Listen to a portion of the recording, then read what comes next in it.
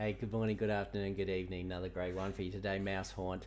Have had my eye on this particularly for a while. It's an ARPG, single co-op play, available or will be available on Android, iOS, and PC. Obviously, I'm the PC player. So as a single or co-op player, you're actually going through I guess a dungeon or a castle, as they're sort of calling it, is the land, trying to get the final reward, which is cheese in a chest. The unique thing about it is when you're going with the co-op play, if you die, it isn't the end of your game. You actually turn into a ghost, and then your role is to try and kill the other players uh, by by throwing chairs and things at them as well, and just pushing them off and seeing them go. But I've probably explained it poorly. We're going to get in and have a look at some gameplay as well. Now there is a private sale going on at the moment, and I was fortunate enough to get onto the whitelist.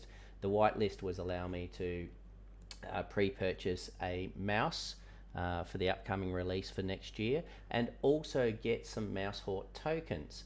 Now, and we'll have a look at that a little bit later, but I was really happy with it. Now, it wasn't too many tokens. I think you're only getting about 100 tokens, and they were vested over 12 months. But I was happy with that because it was only a $20 commitment.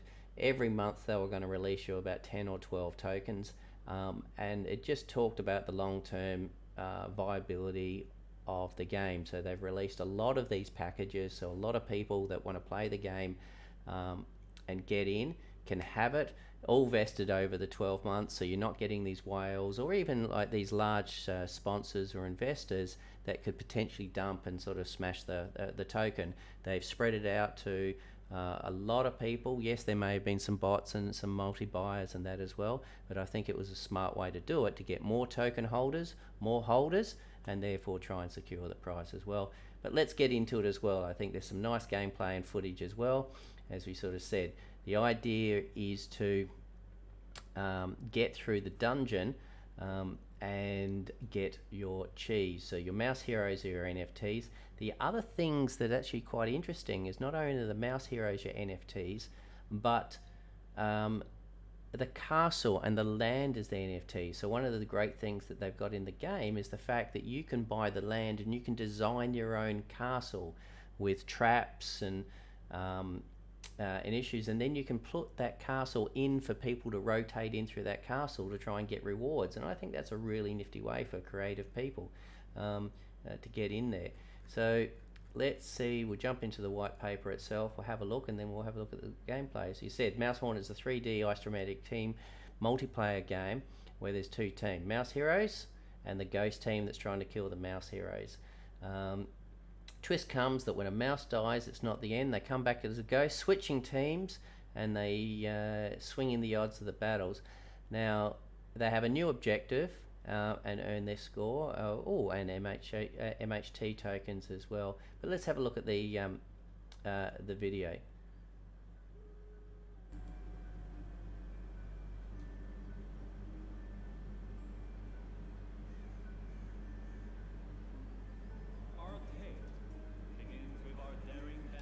Quick look, we're getting sound.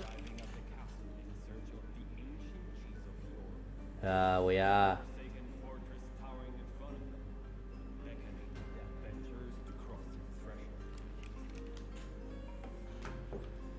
Captain Camembert.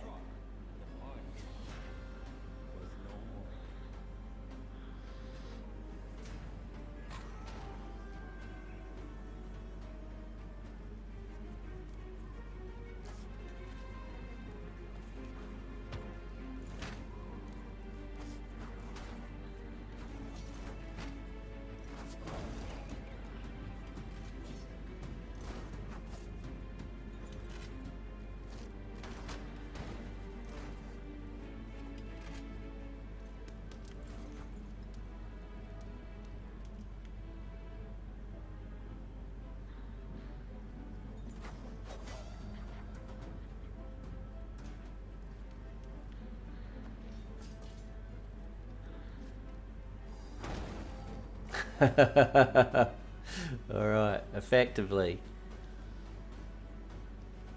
He's got the cheese of yore.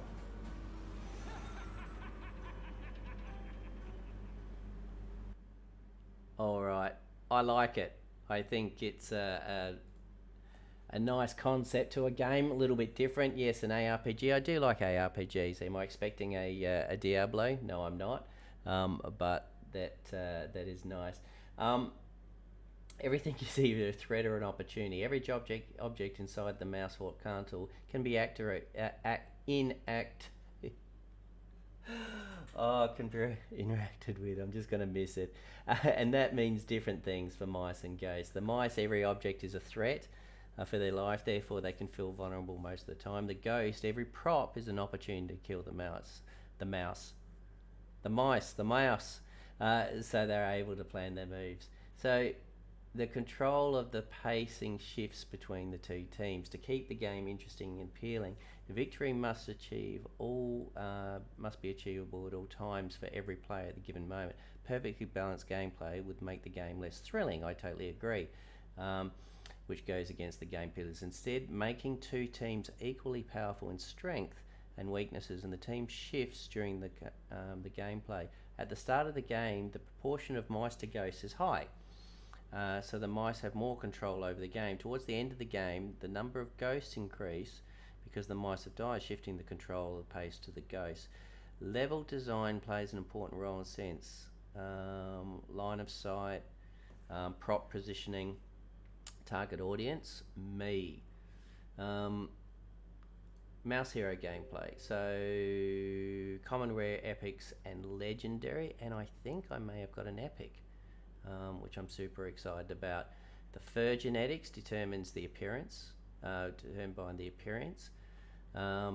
Passive abilities determined by the hat, and active abilities determined by the weapon. Each mouse hero has an active ability, which is used by pressing the button. The ability has a cooldown and can greatly swing the odds. For example, an active ability reveals all ghosts for 5 seconds, increasing the move speed and damage by inspiring all by mouse heroes, creating a shield barrier, or sucking up ghosts with their weapons and stunning them for a couple of seconds. And that's how I was intrigued. I didn't understand how you were going to take out ghosts, but that makes sense that their weapons are actually going to stun them for 5 seconds if they actually get in the way of the weapons.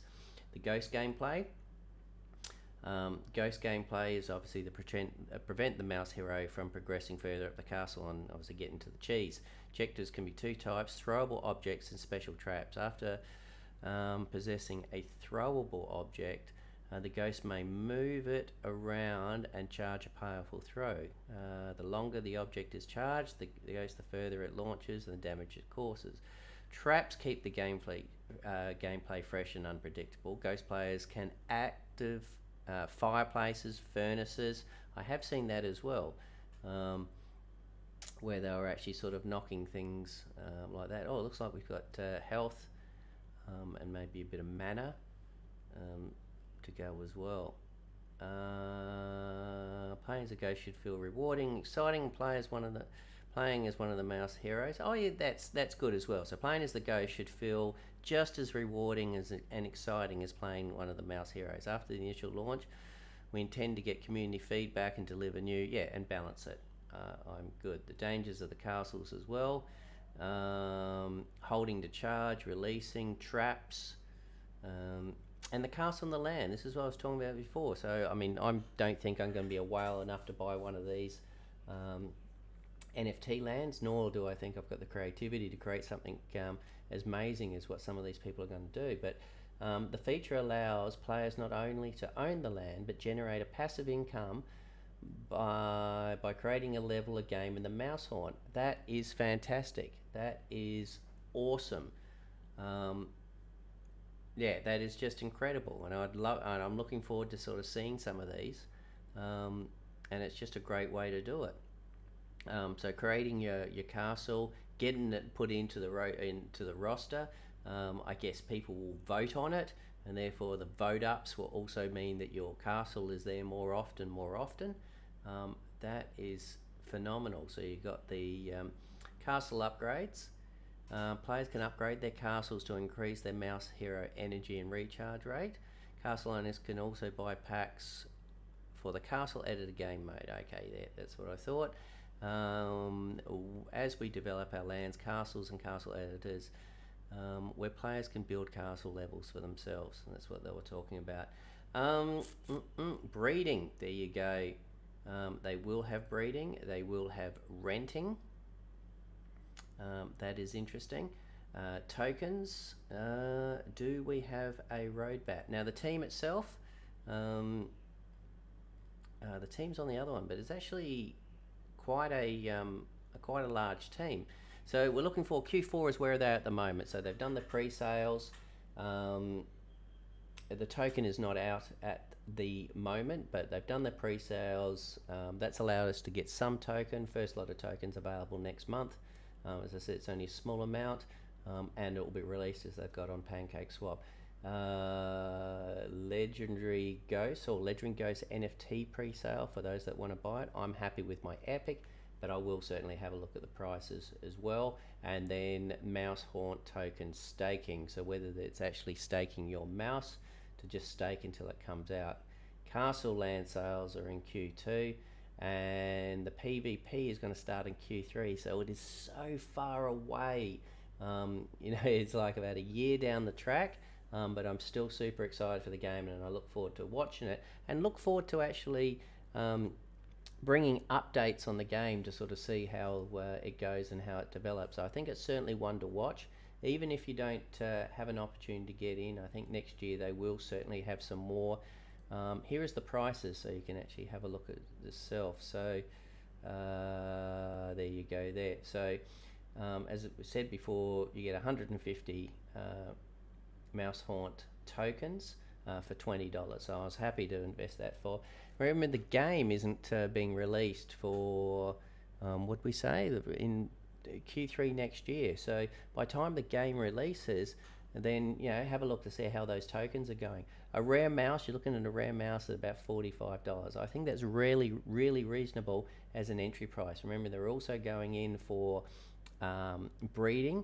So if the breeding comes in and there's plenty in the market, there's certainly opportunities to buy a bred mouse rather than, let's say, I guess a genius one or one of the founders ones.